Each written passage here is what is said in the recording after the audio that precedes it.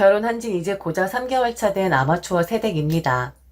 결혼식 못 올리고 혼인신고 먼저 했었고 신혼여행도 제주도로 미리 다녀오고 암튼 나중에 결혼식을 치르긴 했지만 정말 조바심 내면서 했었던 결혼식이었던 것 같습니다. 아마 최근 결혼하신 분들이나 예정이신 분들은 제 마음 이해하실 거예요. 비록 예전처럼 시끌벅적한 결혼식을 치룬 건 아니었지만 그래도 요즘 상황을 보면 저는 상대적으로 행복한 결혼식을 치룬 사람이 되겠죠. 그래서 조바심 내고 조심스러운 결혼식이 아니라 특별한 결혼식을 치룬 것이다 라고 생각을 하기로 했어요. 그리고 그만큼 정말 잘 살고 싶었고 남편을 포함 시댁 식구들하고도 잘 지내려고 노력을 했었습니다. 다행히 시댁 식구들은 결혼하기 전부터 저와 좋은 사이로 지내고 있었고 특히나 남편의 누나인 시누이와도 친언니처럼 그렇게 살갑게 지내긴 했었습니다. 저희 시누이는 결혼은 하지 않은 상태였었고 만나는 남자친구는 물론 있었습니다. 그런데 남자친구가 지금 공부를 하고 있는 중이라서 그게 끝나고 나면 결혼을 할 계획이라고 했었죠.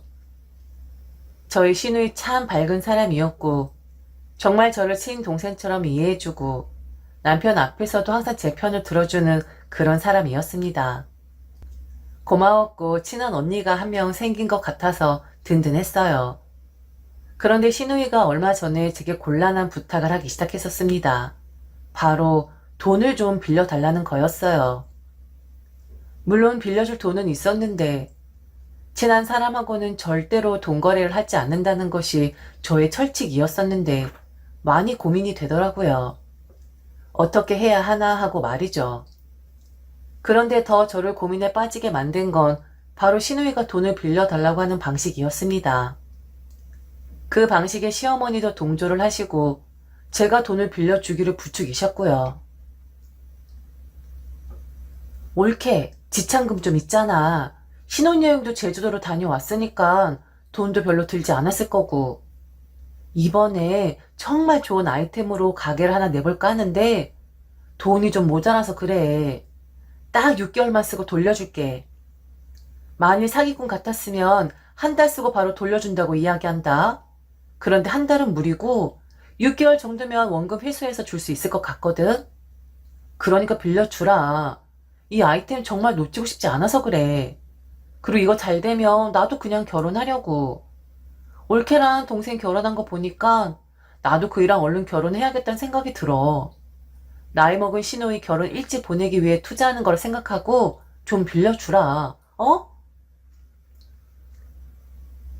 거리낌 없이 서로 이야기하는 사이였기에 돈 빌려달라는 말 충분히 할 수 있다 생각했습니다. 그런데 시어머니까지 시누이의 상황을 이야기하면서 저를 막 몰아붙이는데 좀 당황이 되긴 하더라고요. 그래, 네 시누이가 그 돈 떼어먹는 것도 아니고 그리고 얘 정말 정확한 애야. 6개월이라고 하면 딱 6개월이 내라고. 그러니까 여윳돈 있으면 좀 빌려줘라. 네 시누이도 결혼해야 할 거 아니야. 니들이 새치기 결혼한 거나 다름없는데 미안한 마음이라도 좀 있으면 빌려줘라. 그런데 절대로 이거 네 신랑한텐 이야기하면 안 된다. 그놈의 새끼는 지 누나가 뭐 좀 한다고 하면 항상 개거품을 물거든.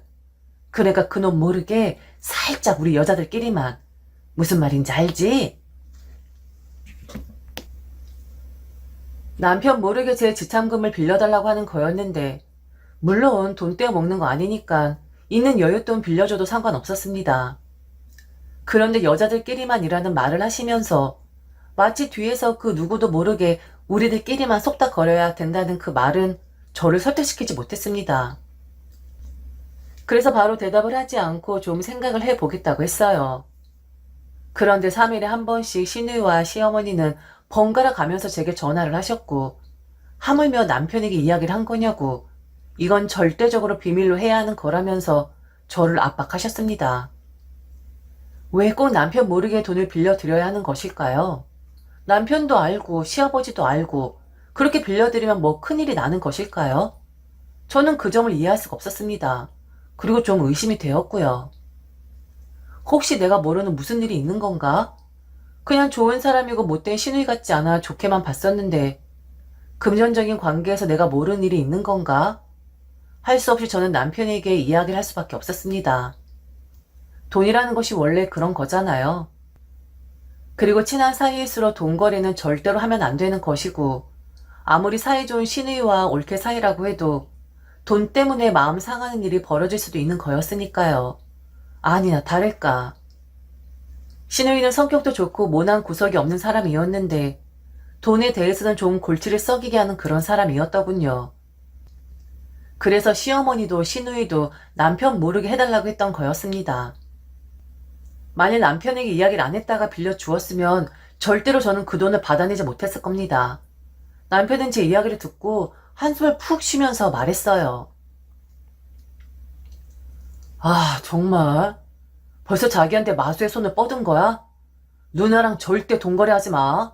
절대로 누나한테 돈 빌려주면 안 돼. 나 지금 우리 누나한테 돈 빌려준 거 5년째인가? 아직도 못 받았어. 아, 돈 빌려갈 때는 간이고 쓸개고 다 빼줄 것처럼 이야기하고 갚을 것처럼 구는데 우리 누나 완전 상습범이야, 상습범. 절대 안 갚아. 사람이 나쁘진 않은데 돈에 관련해서 난 우리 누나 절대 안 믿거든? 아니지. 돈에 관련해서 그렇게 사람이 무디면 나쁘다고 할 수도 있지. 암튼 악의적으로 돈을 떼어 먹으려고 하는 건 아닌 것 같은데 참 누나의 행동을 이해할 수가 없거든? 갚지 않으면 좀 찝찝할 만도 한데 헐, 아무렇지도 않은 것처럼 행동한다니까. 그냥 평소랑 같아. 뻔뻔한 건지 아니면 본인이 돈을 빌렸다는 것을 잊어버렸는지 빌려준 사람이 더 안절부절이라니까. 절대로 우리 누나랑 돈 거래하지 마. 알았지? 큰일 날 뻔했습니다. 괜히 의상할 뻔했어요. 그리고 남편에게 액수를 좀 줄여서 이야기를 하긴 했는데 시누이가 제게 빌려달라고 한 돈은 자그마치 5천이었습니다. 가게를 차릴 생각이니 그 정도 돈은 필요했겠죠. 남편은 본인이 시누이에게 이야기를 한다고 했습니다. 저같이 순수하고 아무것도 모르는 사람은 시누이에게 꼼짝없이 당한다나요? 하지만 저는 남편을 말렸죠. 제가 알아서 대처를 하겠다고 하면서요. 그리고 만일 처음부터 제 선에서 확실하게 선을 긋지 않으면 앞으로 또 이런 일이 일어날 수 있는데 애초에 싹을 완벽하게 잘라버리는 것이 좋을 것 같았습니다. 그리고 저란 사람, 돈에 대해서는 좀 확실한 편입니다. 징그러울 정도로 지긋지긋할 정도로 저란 사람 제 돈에 관해서는 매우 엄격한 편이죠. 남편이 걱정 안 해도 될 정도로 돈에 대해서는 처신이 좀 확실한 그런 사람입니다. 남편이 잘 몰랐을 뿐이었죠. 하다못해 결혼 전 저희 엄마도 저랑 한번 돈거래 했었었는데 시일을 넘기고 저한테 돈을 갚는 바람에 저한테 삐져서는 3개월 동안 말을 안 했었던 일도 있었습니다. 시도 때도 없이 제가 전화를 걸어서 언제 갚을 것이냐고, 혹시 떼어 먹을 생각을 하는 것이냐고 매일같이 연락을 했었거든요. 결국 엄마는 제게 협박죄까지 들먹였었죠. 저는 장난 반 진심 반이었었는데 엄마는 정말 스트레스를 받았었던 것 같습니다. 그러기에 빌려가서 제 날에 갚았으면 그런 상황에 처하지 않았을 텐데. 너 이렇게 주구장창 전화해서 사람 압박하는 거 공갈죄랑 협박죄에 해당한다는 거 아니? 내가 신고하면 너 처벌받아, 이 지지배야. 아니 무슨 사람 숨도 못 쉬게 이렇게 몰아붙인대? 안 갚는다 그랬어? 갚는다고 했잖아. 안 갚는 것도 아니고 엄마가 돼서 네 돈 떼어 먹겠니? 아유 징글징글하다 정말. 돈 넣었어 이 쪼잔한 지지배야. 그리고 너 이제 앞으로 내가 하는 음식 절대로 먹지 마. 빨래도 네가 해. 완전 지 돈 좀 늦게 갚았다고 아주 지 엄마를 빚쟁이 취급을 하네. 너 정말 너무한다. 지독하다 지독해. 정말 엄마는 3개월 동안 저를 쳐다보지도 않았고 저와 말도 섞지 않았었습니다. 좀 내가 너무 한 건가 싶기도 했지만 내 친엄마한테도 저럴 정도인데 제가 시누이라고 그리 못할까 봐요. 제 친엄마를 믿으면 더 믿었지 시누이를 더 믿을 이유는 없지 않겠어요? 그리고 시누이의 그런 습관을 알면서도 제 돈을 빌려달라고 하는 시어머니도 참 좀 그랬습니다. 며느리라고 해서 결혼했다고 해서 제 돈이 시댁에 귀속이 되는 것도 아닌데 신우의 그런 습성을 알면서도 제게 돈을 빌려달라고 재촉하신 거면 정말 갚지 않으려고 했을 수도 있는 거잖아요. 초장에 확실하게 교육을 시켜야겠다 생각했고 돈에 대해서는 만만한 사람이 아니라는 것을 알려드려야 했습니다. 그리고 동거를 잘못했다가 아직까지는 좋은 관계를 유지하고 있는데 자칫 망쳐버릴 수도 있으니까 그 점이 더 우려가 되었었고요. 자긴 절대로 아는 척 하지 마. 내가 알아서 할 테니까. 어머니가 여자들끼리만 아는 일로 하자고 하셨단 말이야. 절대로 자기한테 말하지 말라고 했어. 이 집안의 여자가 된 이상 내가 돈에 관련해서 어떤 사람이라는 것을 확실하게 보여드려야겠네. 가뿐하게 처리할 테니까 돈 워리하셔. 제가 먼저 시어머니와 시누이를 불렀습니다. 돈을 빌려드리겠다고 말이죠. 시누이는 바로 이체를 하면 되지 뭐하러 집까지 가야 하냐고 했지만 여자들끼리만 아는 거니 그리고 여자들끼리 해야 하는 일이 있다고 했죠. 그리고 오실 때 필요하니 꼭 주민등록 사본과 초본 사본 그리고 인감증명서 사본을 떼어오라 했습니다. 시누이는 제 말을 듣고 놀라더라고요. 왜 그런 게 필요하냐면서 말이죠. 5만 원도 아니고 500만 원도 아니고 무려 5천만 원을 빌려드리는 건데 이 정도 서류도 안 줄 생각이었었나? 역시 돈에 대해서는 가볍게 생각하시는 분이셨더군요. 제가 서류를 꼭 가지고 오라고 했더니 시누이가 제게 살짝 언성을 높이면서 말을 했습니다.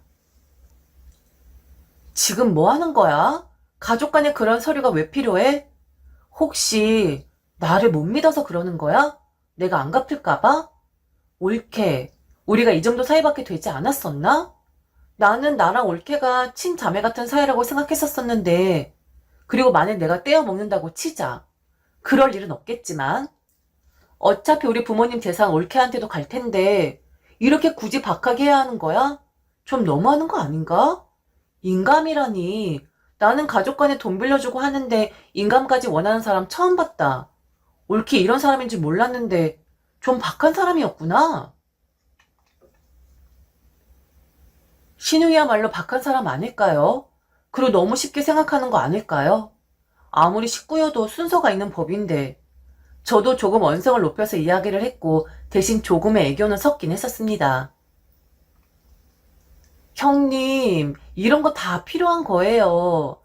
그리고 제가 무슨 5만 원을 빌려드리는 것도 아니고 5천이나 빌려드리는 건데 그냥 마구잡이로 돈을 드릴 순 없죠. 그리고 솔직히 말해서 결혼한 지 3개월밖에 안 된 새댁 입에서 나올 말은 아니지만 형님, 제가 이혼하게 되면 말짱 황이 되는 건데 에이, 시댁 재산이 제 거라는 둥 그런 멀고도 먼 이야기는 제게 하지 말아주세요. 그런 거 믿을 정도로 저 그렇게 순진하지 않아요. 사람 인생 어찌 될지 모르는 거잖아요? 아니면 형님 가게 지분을 저한테 좀 나눠주시던지요. 게다가 그이 모르게 빌려달라고 하셨으니까 어느 정도 제게 증명할 수 있는 것들이 필요하지 않겠어요? 형님을 못 믿는 건 아니지만 저는 돈의 무서움과 냉담을 믿거든요. 오실 때 주민등록 사본, 초본 사본, 그리고 인감증명 사본 꼭 떼어 오시고요. 오시면 바로 차용증부터 작성할 예정이에요. 이자는 어느 정도 생각을 하시는지 법정 이자율이면 될까요? 그럼 좀 제가 너무 박한 건가? 그래요. 가족이니까 법정 이자율까진 받지 않을게요. 그리고 차용증을 지장으로 찍는 경우도 있는데 저는 인감으로 찍도록 할게요. 그리고 주민등록내 주소랑 초본의 마지막 주소가 동일한지 확인할 거니까 꼭 잘 떼어와 주시고요. 인감증명서까지 떼어와 달라고 부탁드리는 건 당연히 형님은 그러지 않으시겠지만 가끔 아주 간혹 가다가 도장을 도용해서 차용증을 썼다고 헛소리를 하는 사람들이 있다고 하더라고요. 그런 몰지각한 사람들이 있다고 하더라고요. 그래서 혹시나 제가 인감증명서를 하나 가지고 있으라고 하는 거예요. 형님을 의심하는 게 아니라 확인차. 어머니도 같이 오시는 거죠? 그럴 리는 없겠지만 혹시 형님이 제 돈을 제때 갚지 못했을 경우에 보증을 서줄 분이 필요하거든요. 그 역할을 어머니가 하시면 될 것 같아요. 혹시 이건 어머니께 여쭤볼 건데 차용증에 돈을 안 갚았을 때 어찌하겠다라는 내용을 넣고 싶은데 가능하시겠죠? 형님이 당연히 제 돈을 갚으실 테니까요. 이렇게 아주 간단하게 준비되면 되는 거니까 얼른 오세요, 형님. 저 지금 기다리고 있어요. 그리고 그이한테는 입도 뻥끗 안 했어요. 여자들끼리만 하는 거니까. 저 잘했죠? 신우이는 전화를 끊어버렸습니다. 아무 말도 없이 말이죠. 이후 신우이는 언제 그랬냐는 듯이 제게 돈 이야기를 꺼내지 않았습니다. 물론 시어머니도 마찬가지였고요. 갑자기 돈 이야기가 사르르 사라져 버렸는데 혹시 내가 지금까지 혼자 생각을 하고 있었던 건가? 라고 착각을 일으킬 정도로 정말 제게 돈 이야기를 단 한마디도 꺼내지 않으셨습니다. 신우이는 사기꾼은 절대로 아니에요. 그런데 그럴 여지가 조금, 아주 조금 있는 사람이라는 생각이 들었습니다. 남의 돈 무서워할 줄 모르고 게다가 가족 간에도 돈거래 있어서는 정말 조심해야 하는 법인데 그래서 좀 과하게 이야기를 하긴 했습니다. 그리고 저는 다른 것도 아니고 돈 때문에 시댁과 문제가 생긴다면 너무 골치가 아플 것만 같았거든요. 사실 그렇잖아요. 가족이니까 게다가 시댁 사람이니까 달라고 하기도 뭐한. 애초에 돈거래 같은 건 아예 안 하는 게 훨씬 현명한 방법일 테니까요. 신우인 제가 너무 박하다, 너무 비즈니스적으로 들이댔다 했지만 저게 정상 아닌가요? 그리고 만일 아무런 장치도 하지 않은 채 신우에게 5천을 빌려 주었다면 저는 그 돈을 다시 되돌려 받을 수 있었을까요? 결론은 받지 못한다는 것에 베팅을 하겠네요. 그리고 이야기를 들어보면 절대로 시댁 식구들하고는 돈거래를 금하라고 하더라고요. 의상하는 지름길이라고 말이죠. 결국 제가 과하게 수를 쓴 덕에 지금은 시누이도 시어머니도 제게 돈 이야기를 하진 않습니다. 그런데 저 몰래 뒤에서 쑥덕거리는 것 같기는 해요. 돈에 관련해서는 찔러도 피 한 방울 나오지 않을 인간이라고 말이죠. 그래도 저는 저희 시댁 식구들을 좋아합니다. 돈 이야기 말고 다른 이야기라면 여자들끼리 할 의향 있고 여자들끼리 행동해야 하는 것이라면 언제든지 환영입니다. 제가 잘 처신을 한 거겠죠? 너무 속보이게 골려먹은 건 아닌가 하고 조금 죄송하긴 하네요.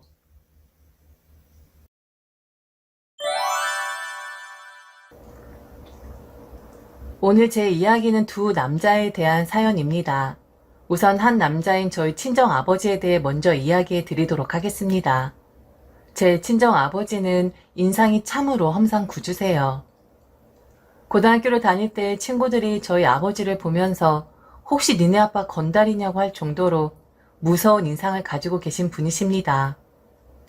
성격도 정말 만만치 않으신 분이시고 호통도 잘 치십니다. 시도 때도 없이 그러는 게 아니라 잘못을 했을 때만 말이죠. 그런데 어렸을 땐 그런 아버지가 무서웠었습니다.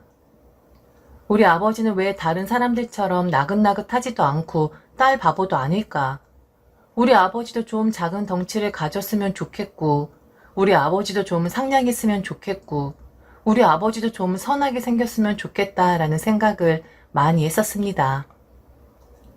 그런데 연세가 들면서 그 험상궂었던 얼굴이 점점 펴져가기 시작했고 호통을 치시던 그 입에서 예쁜 말들이 나오기 시작했습니다.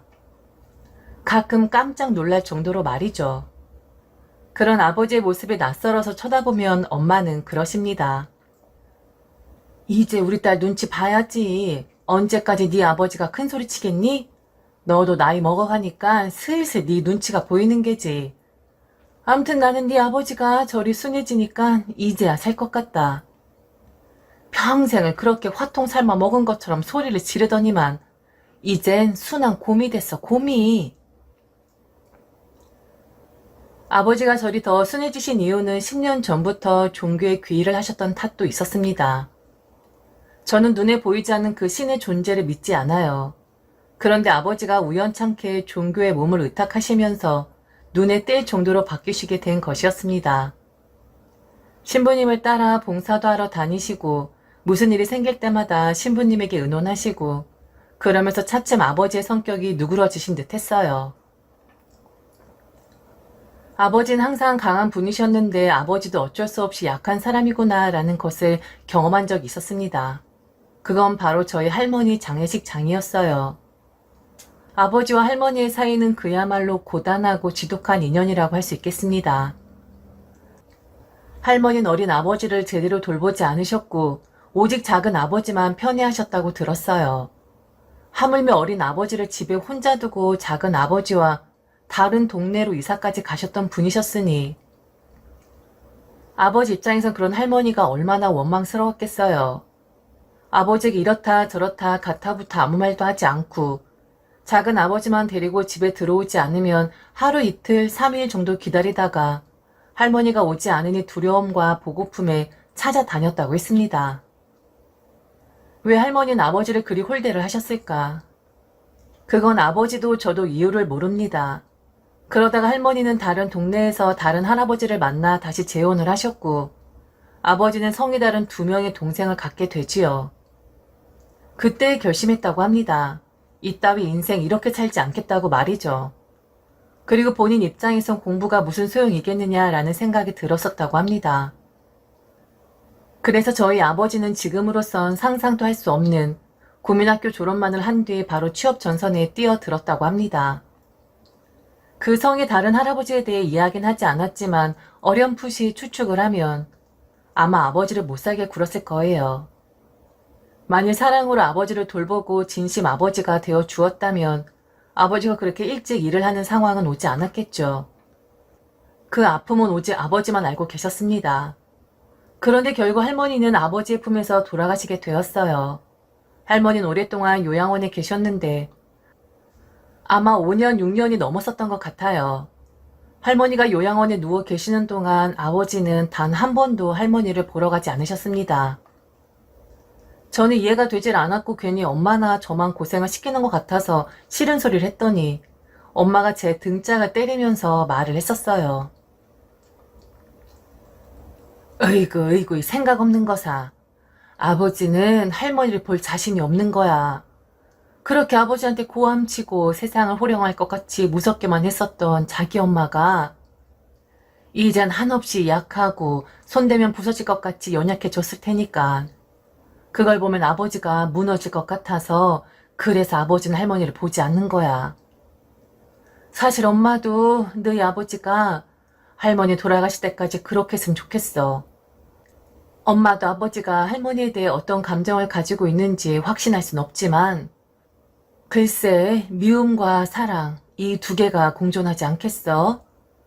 아버지 마음 다치지 않게 그리고 아버지가 무너지지 않게 우리가 대신 할머니를 보는 것이라고 생각하면 돼. 아휴 망할 노인네 같으니라고. 그렇게 인간 취급 안 하고 그렇게 자식 취급 안 하더니 결국 꼬꾸라져서 찾아올 수 있는 건 큰 아들이었었네. 그러기에 좀 살살 대야지.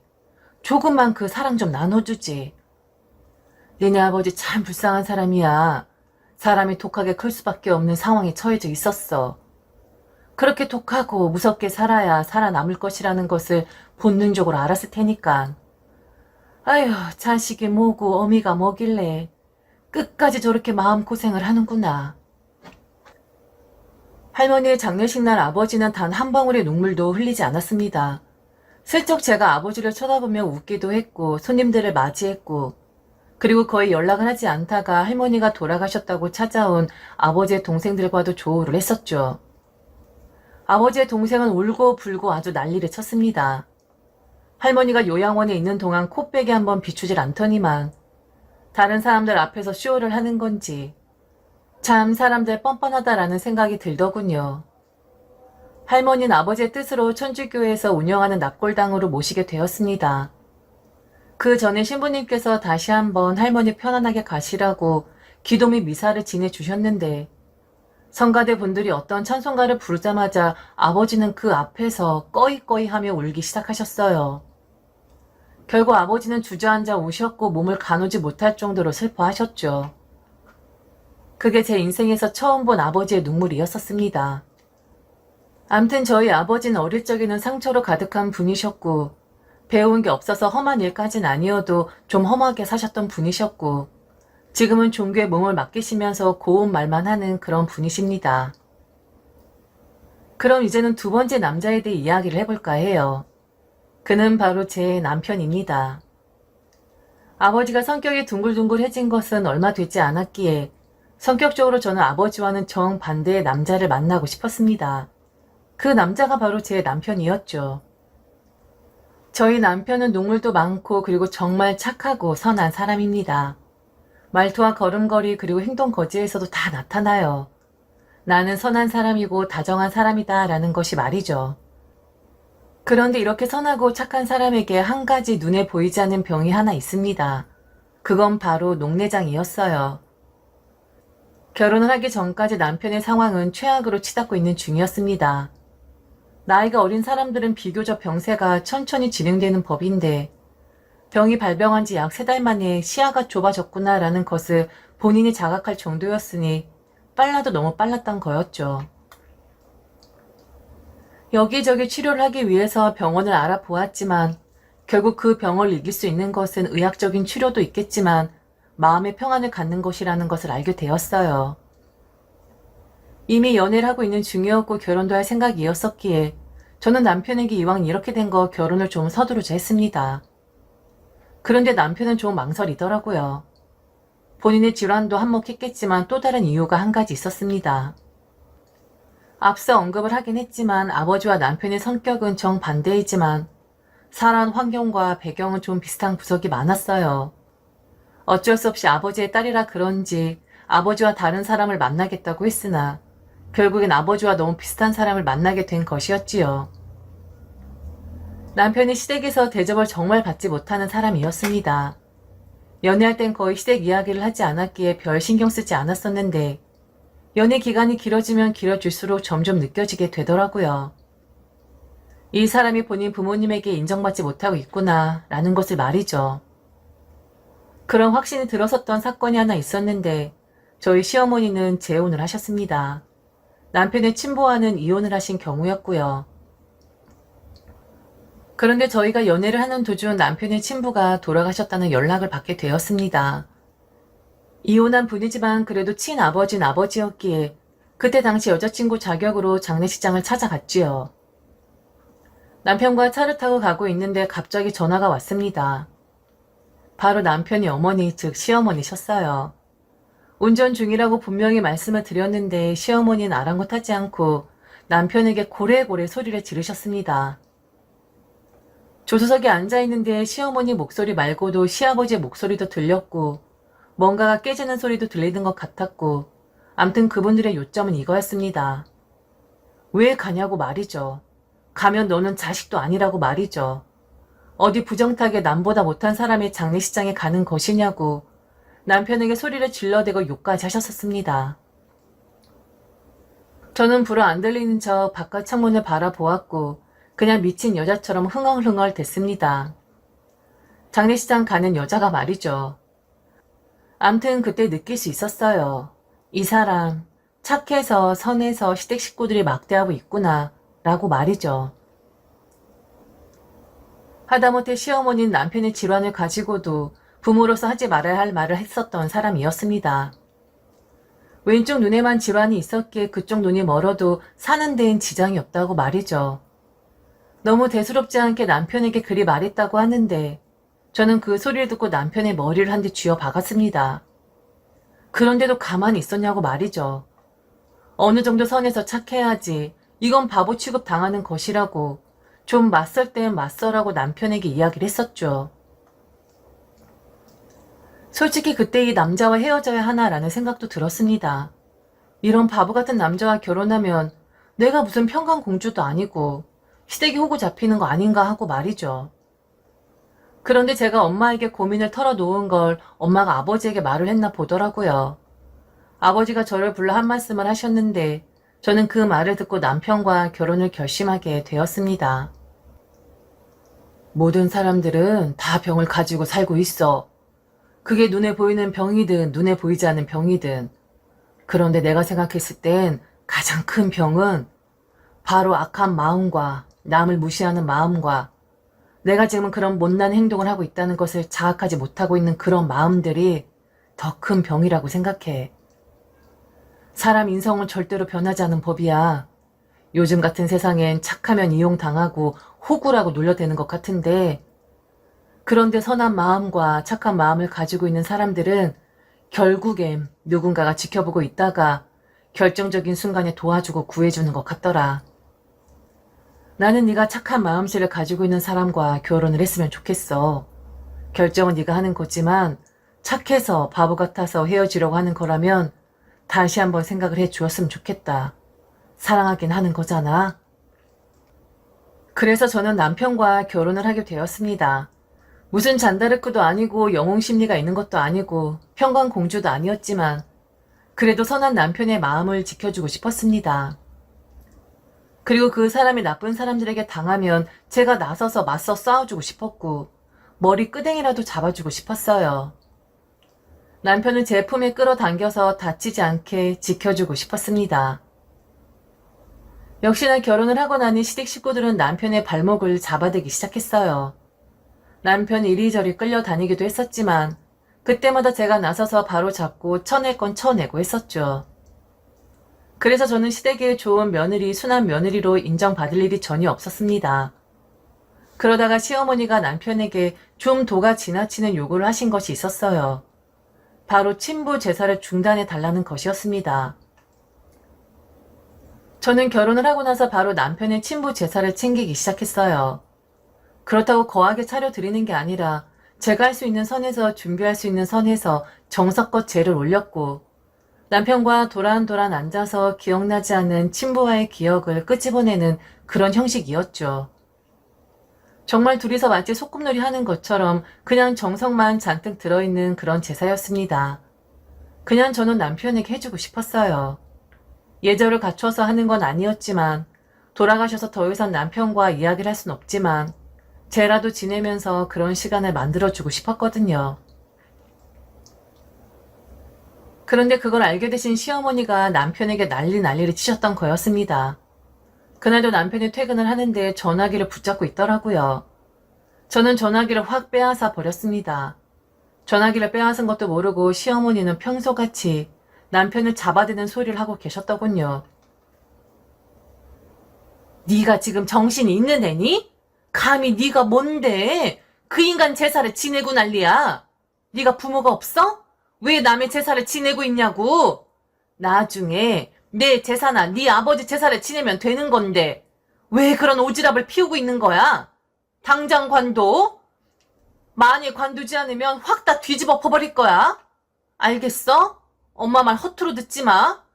지금 네 아버지 난리 났어. 너 쫓아간다고 지금 옷 입고 있다고. 정말 관둬라. 그리고 네 아버지한테 잘못했다고 생각이 짧았다고 와서 싹싹 빌어. 물론 네 마누라도 같이. 알겠어? 어휴 모지리 같은 것. 왜 이렇게 생각이 없어? 눈도 멀어가는 게 이제 뇌까지 멈춰져 가니? 말 참 심하게 하시는 분입니다. 아무리 부모 자식 간에도 말은 가려서 해야 하는 법인데 여전히 저희 시어머니는 남편을 우습게 생각하고 본인이 쥐고 흔들 수 있는 존재라 생각을 하셨던 거였죠. 남편이란 사람은 뭐라 해도 워낙에 그냥 본인 혼자 참고 인내하는 사람이었으니까요. 그래서 저는 남편을 지키기 위해 내 남자를 보호하기 위해서 시어머니와 싸워야만 했습니다. 제 입장에서 손해볼 거 하나 없었고 저를 나쁜 년이라고 욕해도 아무 상관이 없었으니까요. 말 참 심하게 하시네요. 정신이 없긴 왜 없어요? 어떤 엄마가 아들한테 이렇게 말을 해요? 정말 기가 막히네, 기가 막혀. 제가 지내자고 했어요. 그러니까 그 사람한테 지내라 말아라 그런 말씀 마세요. 제가 제 손으로 하겠다는데 제가 어린애도 아니고 왜 어머니 허락을 받아야 하죠? 하물며 뭐 도와주시는 것도 아니고 도와달라 하는 것도 아닌데 정말 웃기는 일이네요. 그리고 어머니, 지금 시아버지 제사 저는 지내드릴 생각 없으니까 어머니 남편이면 어머니가 알아서 하세요. 그리고 시아버지 아들 있잖아요. 이런 게 이유라면 다신 그이한테 전화하지 마세요. 그 사람이 어머니 아들이라서 아직도 쥐락펴락 할 수 있나 생각하시나 본데 이제 그 사람 결혼했고 이젠 제 사람이거든요. 그러니까 말 좀 가려서 하세요. 아들한테 눈이 먼다는 그런 말을 하는 사람이 엄마예요? 정말 기가 차네요. 그리고 앞으로 그이한테 할 말 있으면 저한테 전화하세요. 더 이상 그이 발목 잡지 마시고 그이 스트레스 주지 마시라고요. 그럼 상태 더 안 좋아진단 말이에요. 그이 잘못되면 어머니 눈이라도 뺏어 주실 참이세요? 그런 거 아니라면 더 이상 스트레스 주지 마세요. 저야말로 제 사람 건드리는 거 못 참아요. 저도 확 뒤집어 엎어요. 저 일로 시어머니는 응급실에 실려 가셨습니다. 뒷목이 뻣뻣해지다가 정신이 혼미해져서 쓰러졌다나요. 그래도 자식 도리인이 찾아가 보긴 했습니다. 그리고 저희 부모님도 함께 동행을 해주셨고요. 그래도 딴 자식이 험한 소리를 해서 사부인이 쓰러지셨으니 가서 살펴는 봐야 하는 거라며 부모님이 가시겠다 하시더라고요. 병실에 들어서니 시어머니는 정말 말짱해 보이셨습니다. 그 옆에는 시아버지가 계셨는데 좀 있다 보니 시동생도 기웃기웃거리며 병실로 들어오더군요. 그 시동생은 남편과는 피 한 방울 섞이지 않은 사람이었었고요. 우선 저희 부모님은 시어머니에게 좀 괜찮으시냐고 물었고 애가 성격이 워낙에 불같아서 시어머니에게 대든 것 같은데 노여움을 푸시라고 했습니다. 부모님도 알고 계시긴 했어요. 제가 정당하게 할 말을 했다는 것을 말이죠. 그래도 부모 입장이고 사돈지간이다 보니 그리 고개를 숙이셨던 것이었고요. 그런데 저희 시어머니 그리고 시아버지, 저희 부모님에게까지 고개를 빳빳하게 세워가며 배려심 없는 행동을 하시기 시작했습니다. 그런 사람 아시죠? 강한 사람들에겐 약하고 약한 사람들에겐 강한. 딱 저희 시부모님이 전형적인 그런 스타일이었거든요. 갑자기 시아버지가 가만히 있는 남편의 멱살을 잡았습니다. 그리고는 결혼하다니 변했다는 둥, 어미도 몰라보고 막말을 한다는 둥 아주 가관이었었죠. 남편을 막 흔들어 대는데 그것도 병실에서, 그것도 저도 있고 하물며 저희 부모님까지 있는 상태였었는데 무식하기 그지없는 사람이었습니다. 그런데 그때 아주 오랜만에 아버지의 그 무섭고 험상궂은 얼굴을 보고 말았네요. 꽁꽁 종교의 힘으로 숨기고 있었던 그 모습 말이죠. 아버지는 시아버지를 확 잡아서 바닥으로 내리쳤습니다. 탕탕탕 뭔가 떨어지는 소리도 좀 들렸고 모든 식구들이 다 놀랐었네요. 그리고 이웃과 아버지 입에서는 감히 제가 글로 옮겨 담을 수 없는 그런 욕들이 나오기 시작했어요. 아버지의 거치고 야수 같은 모습이 나오게 된 것이었습니다. 그리고 아버지는 말씀하셨어요. 여봐, 다신 내 아들 건드리지 마. 죽고 싶지 않으면. 난 한다면 하는 그런 사람이거든. 사돈이고 뭐고 나한테 그런 거 없으니까 다시 내 아들 몸에 손댔다가는 그 손가락 나만 하지 않을 거야. 여반 나한테 한 주먹도 안 돼. 뭐해? 냄새 나는 것들하고 엮이기 싫으니까 이제 그만 가자. 그리고 다시 한 차례 험상궂은 얼굴을 하고는 그들에게 욕을 하셨습니다. 와, 그런 욕을 어디서 배워온 건지. 그리고 잊고 있었네요. 우리 아버지의 성격을 말이죠. 정말 지독할 정도로 고약하고 무시무시한 그런 사람이었었는데 그 일이 있고 난 뒤 집에 돌아와 아버지와 남편은 한참을 둘이 이야기를 했습니다. 둘이서만 말이죠. 아버지가 아무도 오지 말라고 했는데 저와 엄마는 안에서 힐끔힐끔 아버지와 남편을 몰래 지켜보았었죠. 그런데 갑자기 남편이 아버지의 무릎에 얼굴을 파묻더니 우는 것만 같았습니다. 아버지는 남편의 등을 쓰다듬으셨고 그리고 아버지도 왠지 울고 계신 것만 같았어요. 아버지는 남편을 보면 본인 어렸을 적 생각이 났었다고 합니다. 그래서 사위라기보다는 자기 모습을 보는 것만 같았었대요. 그래서 남들 보기엔 바보 같아 보일 수도 있지만 아버진 절대 그렇게 생각하지 않았다고 합니다. 그럴 수밖에 없었을 것이라고.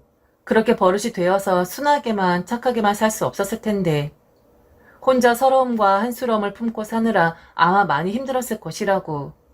자기를 비난하기보다는 지금 잘하고 있고 잘 컸고 너는 괜찮은 사람이라는 소리를 해줄 사람이 필요했을 것이라고 아버진 제게 그러셨습니다. 동병상련이었을까요? 서로 비슷한 이야기를 가지고 있는 남편과 아버지는 사위와 장인 사이라기보다는 아들과 아버지의 관계 같습니다. 남편 아버지를 정말 잘 따라요. 그리고 아버지를 따라 저희 집에서 최초로 성당을 다니게 되었고요. 그래서 둘은 지금 둘도 없는 단짝이 되었고 코로나가 터지기 전까지만 해도 남편과 아버지는 신부님을 따라서 함께 봉사활동을 하게 됐었습니다. 시댁 아예 안 보고 삽니다. 이제 남편의 집은 저희 집이고 남편의 부모님은 바로 저희 부모님이시거든요. 남편의 상처를 진심으로 이해하고 남편의 입장을 진심으로 헤아려 주시는 저희 아버지가 계셔서 너무 든든합니다. 다만 한 가지 좋지 않은 점이 있는데 남편은 저와 싸우고 나면 바로 저희 부모님에게 쪼르르 달려간다는 것이에요. 얼마나 일러대는지. 저는 남편이 그렇게 애교도 많고 어리광이 많은 줄은 정말 몰랐었습니다.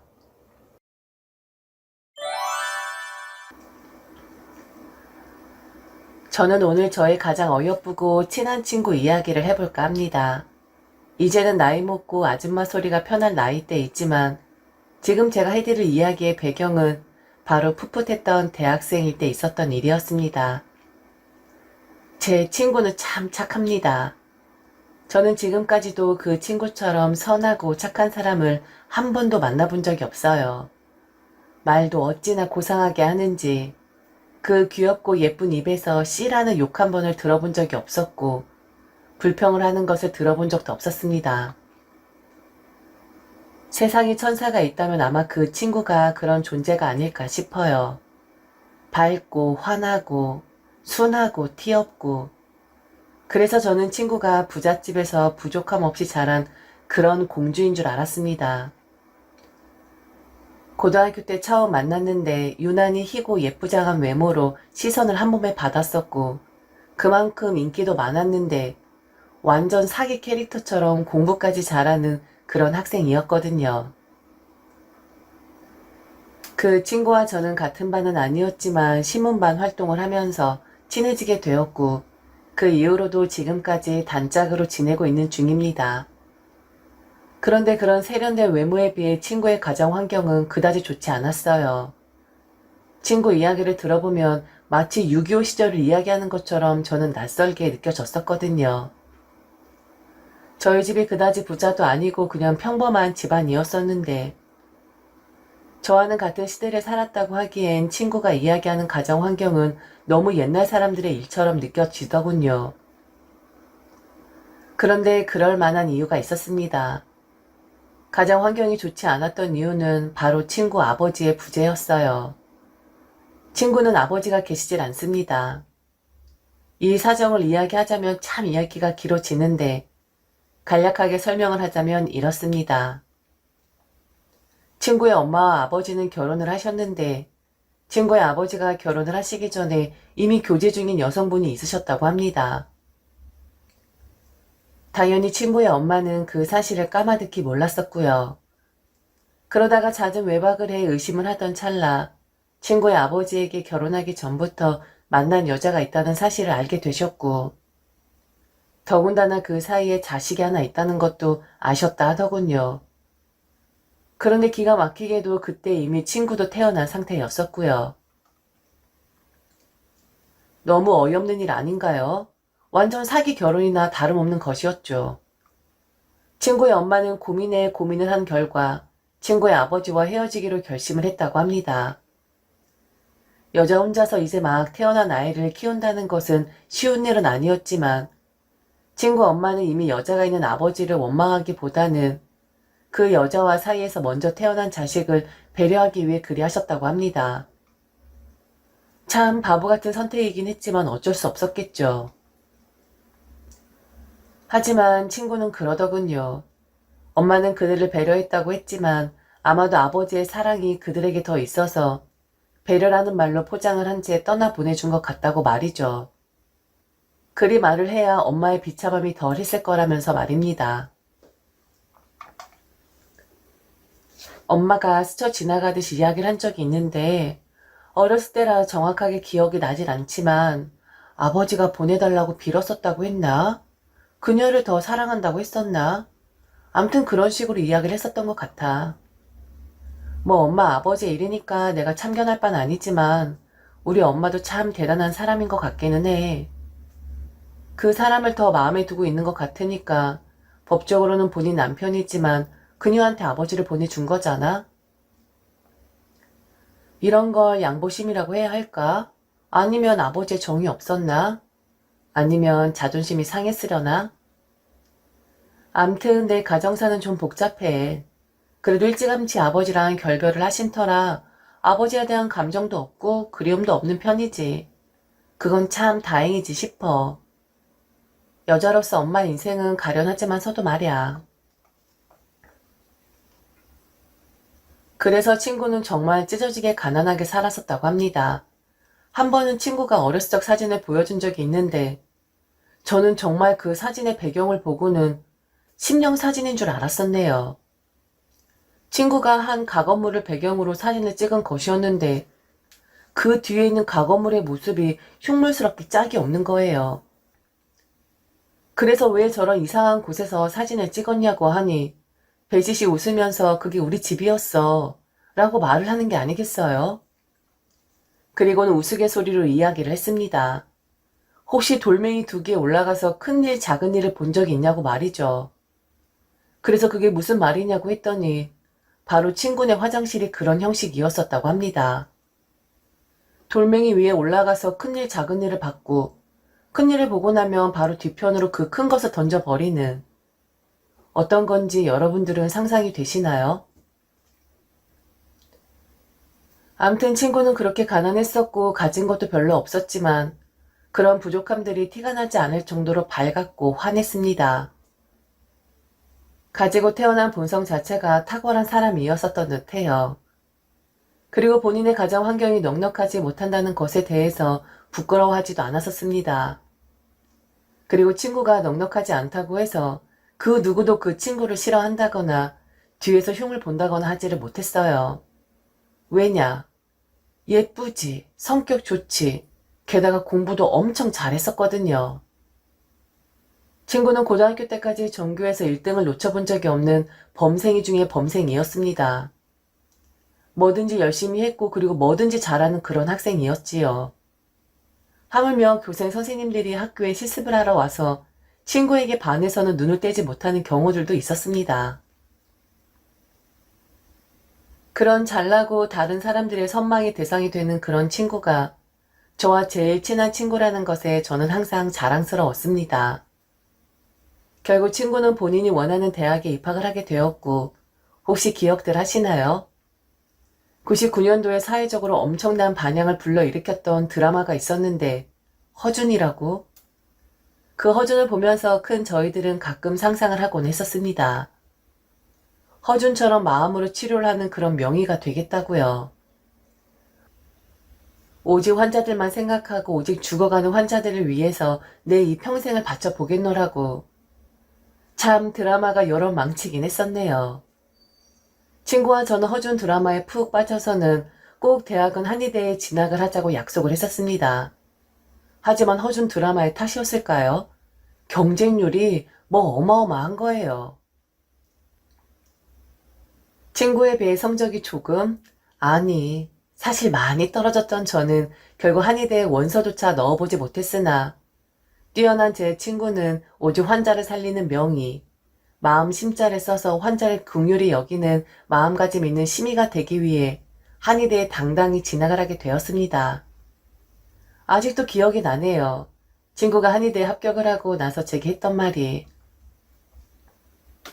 허준에서 했던 말 기억해? 사람이 귀천은 행실이 가늠하는 것이지 신분이 고하에 구애를 받지 않는다고. 신분의 한계를 핑계삼아 헛되이 살지 말라고. 아버지도 없고 평범한 가정 환경은 아니지만 나는 항상 저 말을 가슴에 품고 살아가 보도록 할래. 너랑 같이 가고 싶었는데 그건 너무 아쉽지만 내가 네 몫까지 열심히 한번 해볼게. 똑똑하면서도 가끔은 맹해 보이고 엉뚱한 구석에 있는 그런 친구였습니다. 당시 반짝반짝한 눈을 하고는 뭔가 결의에 찬 표정으로 제게 이야기를 했었는데 마치 세상을 구하러 나가는 영웅 같은 모습? 암튼 지금 생각해보면 참 귀여운 모습이긴 한데 그때 당시엔 그런 친구가 너무 자랑스러웠었고 멋있어 보이긴 했었던 것 같습니다.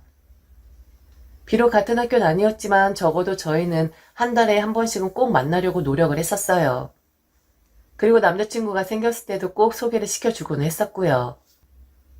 그날도 그냥 항상 그랬던 것처럼 친구를 만났는데 왠지 모르게 얼굴에 그늘이 있더라고요. 그래서 무슨 일이 있는 거냐, 아니면 공부하는 것이 힘든 것이냐, 오늘따라 너무 지쳐 보인다 말을 했더니 친구는 웃으면서 아무것도 아니라고 고개를 젓더라고요. 제가 친구와 한 세월이 얼마인데 분명 무슨 일이 있는 눈치였습니다. 그래서 저는 혹시나 돈이 필요한 게 아닌가 싶어서 조심스럽게 물어보았어요. 돈 문제라면 우리 사이에 눈치 보지 말고 이야기를 하자고 말이죠. 그랬더니 친구가 다시 한번 환하게 웃더군요. 그래서 그만 웃고 이야기를 하라고 다그쳤습니다. 분명 무슨 일이 있는데 이야기를 해주기 전까지 저는 상상의 나래를 펼칠 것이고 걱정을 할 것이 틀림이 없었거든요. 야, 잔말 말고 빨리 이야기해. 아니면 네 오빠한테 물어본다. 오빠랑 싸웠어? 좋은 말로 할 때 이야기하는 게 나을 텐데. 오늘 집에 안 들어가고 싶어? 이야기할 때까지 붙잡고 있을 테니까 네가 이기나 내가 이기나 한번 해보자. 방 잡지 뭐. 결국 친구가 사실을 말해주는데 아주 가관 그 자체였습니다. 얼굴도 제대로 모르고 정도 한번 느껴보지 못했던 친구의 아버지가 친구를 찾아왔었다고 합니다. 뭘 바라고 온 것 같진 않았고 이제라도 딸로 아버지로 정을 나눠보자고 말이죠. 학비가 필요하면 대줄 것이고 뒷바라지가 필요하면 다 해줄 테니 아비 노릇을 하게 해달라고 찾아왔다 하더군요. 그러면서 한 여자를 소개시켜 주었는데 바로 그 여자가 친구의 이복 형제라는 것이었습니다. 나이는 친구보다 3살이 많았고 친구의 아버지는 혼자 나오면 친구가 놀랄 것 같아서 또래인 이복 언니를 데리고 나온 거라고 인사를 시켰다고 하네요. 이게 무슨 황당 그 자체인 상황인 건지. 그러면서 친구 아버지는 친구와 이복 언니라는 사람이 친자매처럼 사이좋게 지냈으면 좋겠다고 둘만 놔두고 자리에서 먼저 일어섰다고 합니다. 그런데 그 일이 있은 후로 마음이 싱숭생숭하다 하더라고요. 갑자기 나타난 아버지도 어이없는데 갑자기 이복 언니가 나타났다? 너무 웃긴 상황 아닌가요? 친구는 무언가를 바라고 그들이 온 것 같진 않은데 그들이 부담스럽다고 그래서 어떻게 이야기를 해야 할지 모르겠다고 걱정을 하고 있었더라고요. 아유 착해 빠져가지고는 그냥 그날 둘한테 그렇게 하기 싫다. 왜 찾아온 거냐. 우린 남남이다. 이리 말을 했으면 되었을 것을. 친구가 그들 앞에서 어떤 표정으로 있었을지 안 봐도 눈에 훤합니다. 안절부절 못하고 불편해 죽겠는데 싫은 내색은 못하고 그리 있었겠죠. 당사자도 아니었고 친구의 지극히 개인적인 가족사였지만 제가 너무 우라가 치밀더라고요. 그냥 느낌이 딱 왔거든요. 나 몰라라 했던 딸내미였는데 잘 나갈 것 같으니까 이 아버지란 작자가 이제 와서 친구한테 들러붙으려고 하는 거구나. 어차피 한의대 생이고 한의사로 밥 빨아먹어 살면 시집도 잘 갈 것이고 투자가치 있다 생각하니 지금 딱 저렇게 배다른 언니 들이밀면서 수작을 걸고 있는 거구나 라는 것을 말이죠. 그리고 이 생각은 친구가 그 다음에 한 말에 의심에서 확신으로 굳혀져 갔습니다. 친구는 제게 고개를 갸우뚱하면서 이야기를 했어요. 나를 너무 사랑했대. 그리고 나를 너무 보러 오고 싶었는데 사정이 여의치 않았었다고. 한순간도 나를 잊은 적이 없었다고. 자식인데 어찌 잊을 수가 있는 거냐고. 나를 너무 사랑한다고 이야기를 하는데 정말 어찌할 바를 모르겠더라고. 그러면서 지갑에서 내 어릴 때 사진을 한 장 꺼내는 거야. 엄마와 헤어질 때 엄마한테 받았다나? 지금까지 고이 간직하고 있었다고 하면서 막 울더라고. 빤한 스토리와 빤한 수작질에 어휴 이런 헛똑똑이 같으니라고. 그들의 수작이 저는 정확하게 보였지만 그래도 친구의 의견도 중요하니 어찌하고 싶은 거냐 물어보았습니다. 그랬더니 그 마음은 알겠는데 불편한 마음이 더 크다 하더군요. 연락을 안 해줬으면 좋겠는데 그 이복 언니라는 사람이 계속해서 연락이 오고 밥을 먹자, 차를 마시자, 영화를 보자라며 본인에게 너무 과하게 접근을 하는 것 같다 하더군요. 그리고 전화도 너무 많이 걸려오고 말이죠. 그래서 만일 다음번에 만나게 되면 꼭 같이 한번 얼굴을 보여달라고 했습니다. 친한 친구라서 소개를 시켜주고 싶다는 핑계를 대라고 하면서 말이죠. 그날은 그렇게 친구와 헤어졌는데 좀 찜찜한 기분이 들더라고요. 그렇게 한 일주일 정도가 지났나 친구에게서 연락이 왔습니다. 그 이복 언니라는 사람이 처음 만났을 때부터 남자를 소개시켜 달라고 했는데 요 며칠 전부터 너무 과하게 그 이야기를 한다고 말이죠.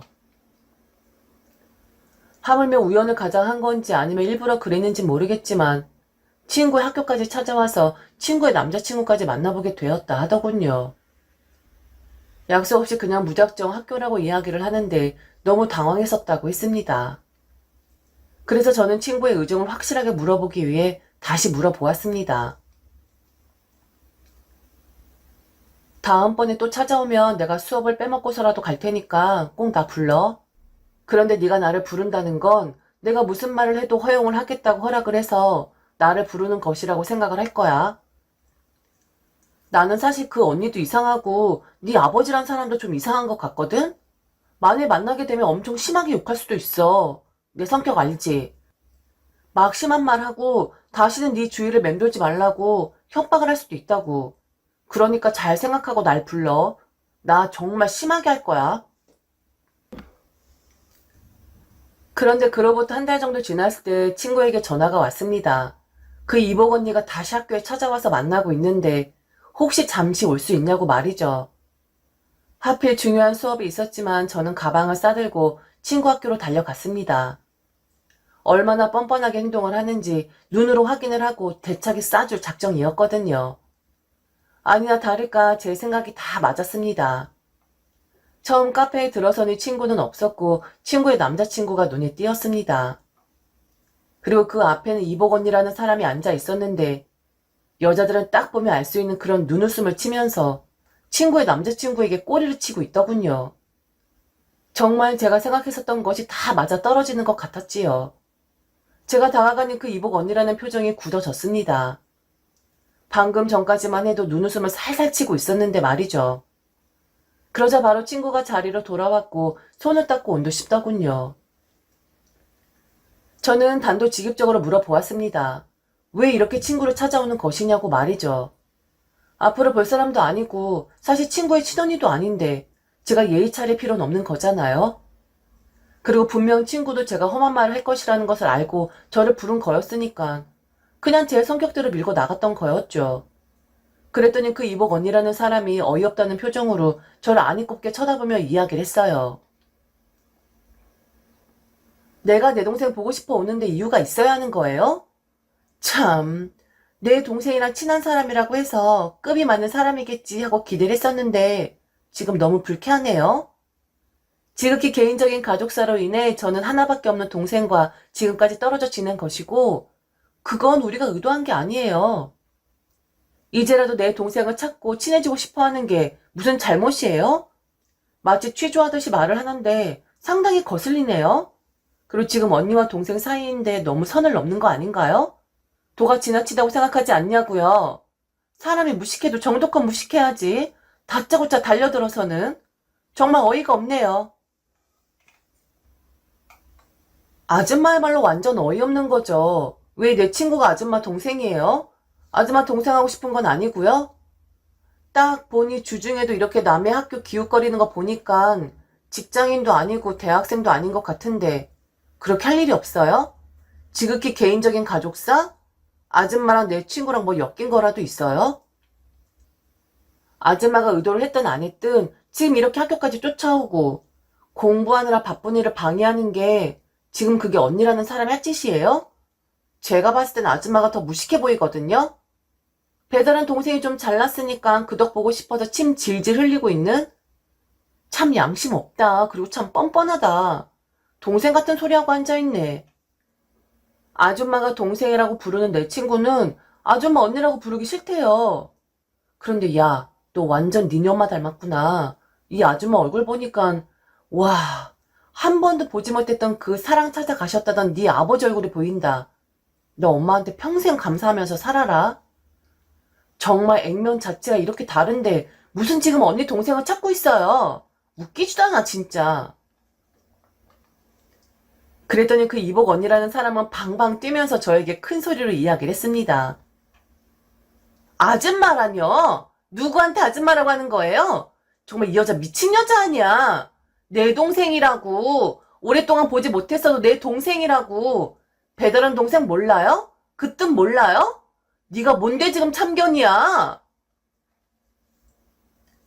순하고 곱고 티 없이 맑은 친구와는 반대로 저 성격 막장이었습니다. 저도 물러서지 않았죠. 아줌마를 아줌마라 하지 그럼 뭐라 불러요? 딱 아줌마같이 생겼구만. 동생 같은 소리 하지 말아요. 적어도 예전에 어느 정도 만남을 가졌었고 서로 얼굴도 보고 했다라면 인정하겠는데 아줌마 그런 거 아니잖아요. 길거리에서 마주쳤어도 몰라볼 사람이었잖아요. 지금 아줌마가 억지 부린 느낌이 어떤 거냐면 한 가지 예를 들어 드릴까요? 우리가 지나다니면서 나이 많은 아저씨 붙잡고 아빠라고 불러요? 아니면 나이 많은 아줌마 붙잡고 엄마라고 불러요? 그런 거 아니잖아요. 그냥 남이잖아요. 지금 아줌마가 딱 그런 거라고요. 그냥 남. 스쳐 지나가는 그런 남 같은 존재. 그리고 닮은 구석도 하나도 없고. 그리고 아줌마는 이 나이 먹고 얘네 엄마 생각은 안 해요? 얘네 엄마 생각엔 아줌마가 동생 어쩌고저쩌고 하는 게 이해가 가겠어요? 그냥 더러운 수작질 부리지 말고 다신 찾아오지 말아요. 그리고 얘가 착해서 말을 못하는 거지. 아줌마랑 언니 동생 하기 싫다잖아요. 부담된대요. 알겠어요? 그러니까 잘 나가고 학벌 좋은 내 친구 꼬여서 그 주위에 떨어져 있는 콩고물을 좀 집어먹고 싶은가 본데. 아줌마, 거울 안 봐요? 아니면 뭐 내세울 만한 학벌이라도 좀 있어요? 그런 거 아니면 남자를 소개시켜달라 뭐 이런 말 하지 마시고 그냥 얘 좀 그만 놔두세요. 아버지 얼굴도 못 보고 자란 애예요. 근데 지금 와서 그렇게 더러운 속내 보이면서 다시 내 친구한테 접근하는 건 좀 사람으로서 할 짓은 아니지 않아요? 못났으면 양심이라도 좀 있고 인간미라도 있어야 사랑을 받죠. 그거마저 없으면 아줌마 완전 망하는 거예요. 그리고 다시 연락하지 말아요. 다음번에 더 독한 말 내뱉어 줄 테니까 만약 그런 말 듣고 싶으면 다시 연락하세요. 완전 양심이 털도 못해 땅에 떨어진 행동 그만하시고요. 알겠어요, 아줌마? 좀 주제를 아세요. 친구는 현재 대학 때 만났던 남자친구와 결혼을 해서 곱게 격조 있게 살아가고 있습니다. 저와는 지금도 둘도 없는 그런 친구 사이고요. 사람이 너무 순해도 그리고 너무 고상해도 파리가 꼬이는 법이긴 하더군요.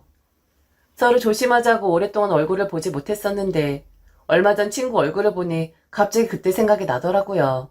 문득 그들이 생각이 났었거든요.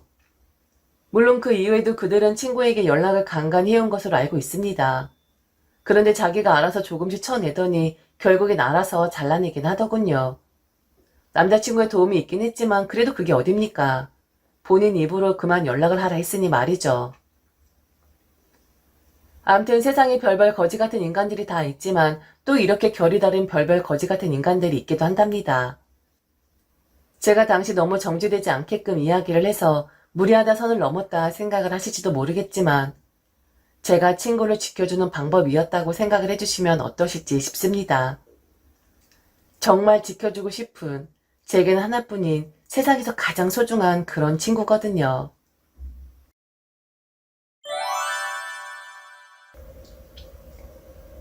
검은 머리 짐승 거두는 것이 아니라는 말 정말 틀린 것 하나 없더군요. 어쩜 그렇게 딱 들어맞을 수가 있는 건지. 참 우리 어르신들의 지혜는 대단하신 것 같습니다. 저는 오늘 제 여동생에 대해 이야기를 해볼까 해요.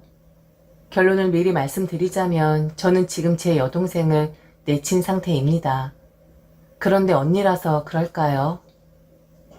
그렇게 행동을 하긴 했지만 그리고 그게 맞는 거라고 저도 생각을 하지만 어쩔 수 없이 마음이 쓰이긴 합니다. 혹시나 제 의도를 잘못 알게 되는 것은 아닐까?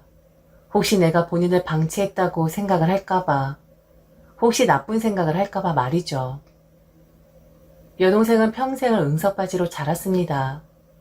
나이 차이가 좀 있기에 제가 자랐을 때와는 비교도 되지 않을 만큼 좋은 환경에서 자랐고 부족함 없이 큰 건 사실입니다.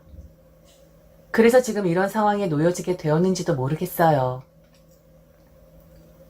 부족함 없이 자라고 좋은 환경을 제공하면 그에 맞게 본인이 알아서 자기 인생을 찾아가는 사람이 있는 반면 제 여동생은 그와 정반대로 좋은 환경 탓에 나태하고 게으른 그런 인생을 선택을 하게 되었거든요. 고등학교 때 만족하지 않은 성적이었었지만 그래도 나중에 밥 벌어먹어 살 수 있을 과를 선택해서 제가 한 번도 가보지 못한 저 멀리 지방권으로 대학을 보내게 되었습니다. 그래도 미래지향적인 과였기에 말 그대로 지잡대였지만 본인만 잘하면 다른 인생을 살 수 있기에 지원을 아끼지 않았었습니다. 학비, 생활비, 기숙사비 모두 다 제가 감당을 했고 2학년 때인 공부에 좀 더 집중을 하기 위해 자취를 하고 싶다 하길래 저는 믿었습니다. 이젠 정신을 차렸나 보다. 이제 성인이 되고 나니 자기 인생 자기가 책임지려고 하나 보다. 그런데 결론적으로는 아니었습니다. 저는 또다시 여동생에게 속아 넘어가게 되었죠. 3년제를 나오고 꼭 반드시 붙어야 할 국가고시를 여동생은 불합격을 하게 되었습니다. 실망스러웠지만 내색을 할 수가 없었어요. 저보다 속상한 건 여동생 본인일 테니까요. 그 누가 시험을 일부러 떨어지고 싶겠습니까? 그런데 상황이 참 이상하게 돌아가기 시작하더군요. 여동생이 시험을 떨어지자 그 비난과 원망이 제게 오기 시작했거든요. 저희 부모님은 여동생의 대학 공부는 물론이거니와 고등학교 때부터 거의 방치를 하셨던 분들이셨습니다. 이유는 우리가 늙어서 잘 모르니까, 네가 우리보다 더 현명하고 잘 아니까 저보고 알아서 여동생에게 길라잡이가 되어주라는 식이었습니다. 아마 저희 부모님은 여동생의 떡잎을 알아보셨을지도 모릅니다. 그래서 어차피 밑빠진 독에 물붓기라는 것을 미리 예측을 하셨을 수도 있고 부족하고 게으르고 나태한 여동생의 모습을 아예 모르쇠로 일관을 하시고 싶었을지도 모르겠습니다. 제게 여동생에 대한 모든 정권을 넘긴 채 부모님은 경제적인 부분에 대해서는 무관심으로 대응을 하셨지만 그래도 사랑은 주시고 싶었나 보더라고요. 그냥 부모님은 여동생을 예뻐만 하셨던 거였습니다. 그러다가 일이 터지고 해결을 해야 하는 문제가 터지면 바로 그걸 처리하는 사람은 언제나 저였었고요. 여동생이지만, 제 하나뿐인 여동생이지만 아무리 해도 제가 원하는 방향으로 길을 가지 않으니 저도 슬슬 지쳐가더군요. 앞에 두고 이야기를 하면 잘하겠다, 미안하다 말을 반복하지만 또다시 비슷한 문제를 일으키고는 숨어버리곤 합니다. 이제 대학도 졸업했고 독립을 해서 자기 인생을 살아야 하는 시점인데 여전히 여동생의 수준은 중고등학교 때에 머물러 있는 것 같더라고요. 여동생의 자잘한 문제 말고 가장 크게 일으킨 문제거리는 바로 남자친구 문제였습니다. 국가고시를 떨어지고 1년 재수를 하기 위해 부모님 집에 들어가 공부를 하던 여동생이었는데 그리고 부모님 집에 있으니 적어도 시험을 붙기 전까지는 문제를 일으키지 않겠지 하고 안도를 하고 있었는데 여동생은 제 상식의 선을 뛰어넘는 행동을 다시 하게 되었습니다. 회사에서 업무를 보고 있는데 엄마에게 아침부터 다급하게 전화가 왔어요. 엄마가 아침부터 제게 전화를 하는 이유는 거의 정해져 있었습니다. 뭔가 제가 해결을 해야 하는 일이 생겼다는 것 말이죠. 전화를 받아보니 엄마 목소리가 엄청 흥분된 상태였습니다. 여동생이 집을 나갔다는 것이었는데 집에 있는 현금, 부모님의 값어치 나가는 금부치들을 모두 가지고 싹 다 짐을 챙겨서 나갔다는 거였습니다. 설마 이런 일을 저지를 것이라고 생각도 하지 않았고 감히 상상도 하지 못했었습니다. 어디서부터 잘못된 건지 어디서부터 다그쳐야 하는 건지 눈앞이 노래지더군요. 그런데 여동생은 집에 있는 현금과 금부치들 뿐만이 아니라 아버지 핸드폰을 이용해서 돈까지 이체를 해가는 만행을 저지르고 말았습니다. 정말 할 말이 없었어요. 왜 이 지경까지 오게 된 건지 너무 허탈했습니다. 뭘 잘못한 걸까? 뭐가 그리 불만인 걸까? 도대체 왜 이런 상황으로까지 치닫게 된 건가? 여동생에 대한 원망이 제게로 향하게 되었습니다.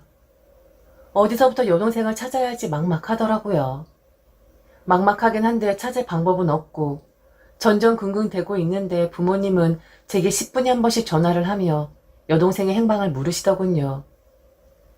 화를 냈다가 애가 불쌍하다 했다가 또다시 화를 냈다가를 반복하면서 말이죠. 솔직히 포기하고 싶었습니다. 너무 힘이 들었어요. 나는 한다고 했는데 정말 노력을 했는데 항상 저의 진심을 물거품으로 만들어버리는 여동생이 미웠습니다. 그리고 제 탓을 하는 부모님도 그랬고요. 제가 더 신경을 썼어야 했고 제가 더 지원을 했어야 했고 제가 저도 모르게 여동생을 섭섭하게 한 게 아니냐고 은근 저를 탓하시더군요. 자포자기 심정으로 부모님의 원망과 분노를 받아내었는데 다음날 저녁에 낯선 번호로 전화가 걸려왔습니다. 저는 그 전화를 받고 세상이 무너지는 줄 알았네요. 그 낯선 전화의 주인공은 바로 여동생 남자친구의 어머니였습니다. 지금 집 나온 여자친구를 데리고 본인 아들이 집에 왔는데 이게 지금 무슨 상황인가 싶어 보호자에게 전화를 걸었다 했습니다. 기가 막히다 못해 가슴이 무너져 내렸어요. 그 옛날 불량 청소년들이나 할 법한 짓들을 하면서 여동생과 그 남자친구는 저희 집뿐만 아니라 남자친구의 집에까지 마수의 손을 뻗었더군요. 보호자분, 이것들이 정신이 나간 것 같습니다.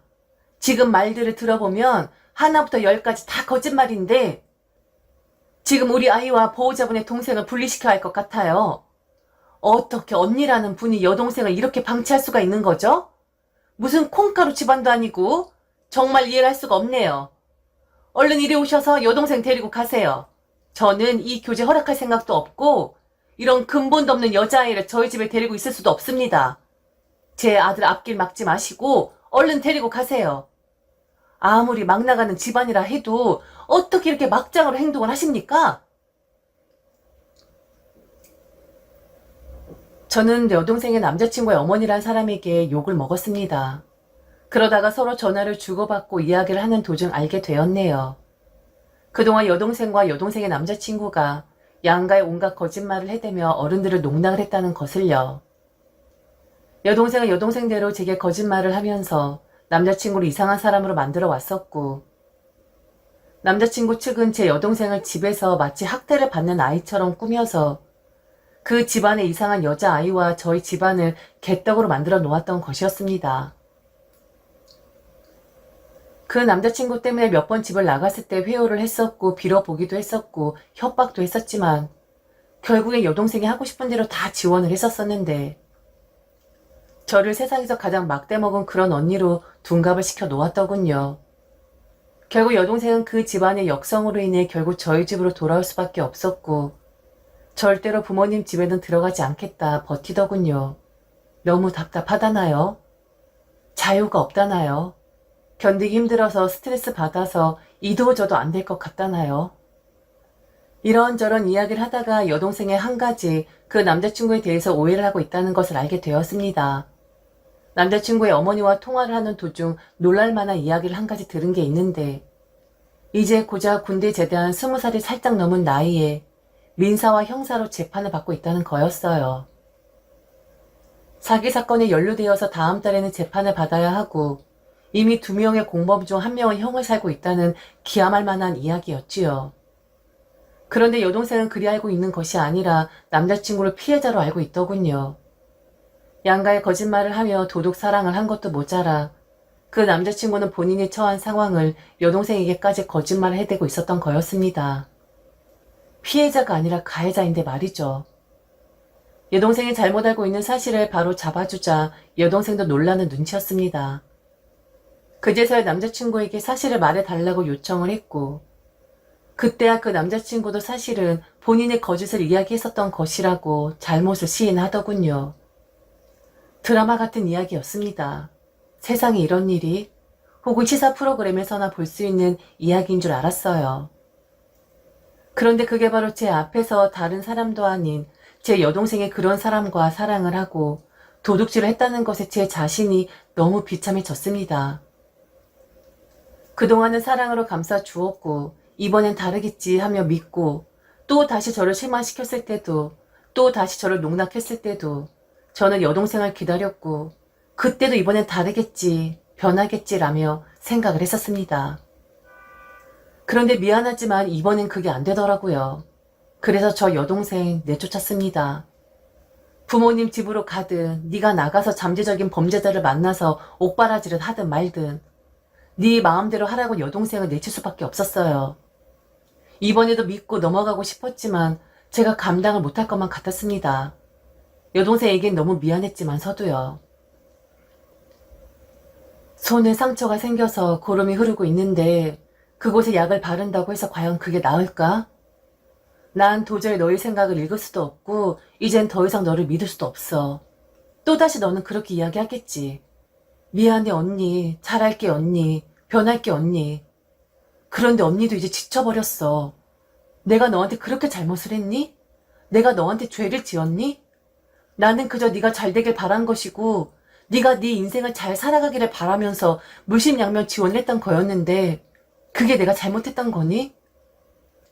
또다시 나한테 잘할게, 미안해, 변할게라고 오늘도 이야기를 하겠지. 하지만 넌 돌아서서 이 집을 나가게 되거나 하면 방금 나한테 했던 이야기는 까마득하게 잊어버릴 거야.